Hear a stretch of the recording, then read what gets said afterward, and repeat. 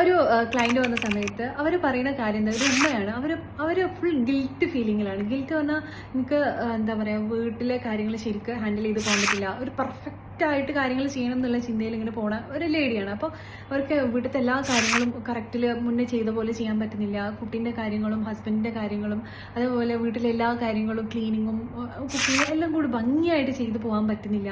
ഇങ്ങനെ ഗിൽറ്റ് ഫീലിങ്ങും ഭയങ്കരമായിട്ട് സ്ട്രെസ്ഫുൾ കണ്ടീഷനൊക്കെ ആയിട്ട് വന്ന ഒരു ലേഡി ആയിരുന്നു.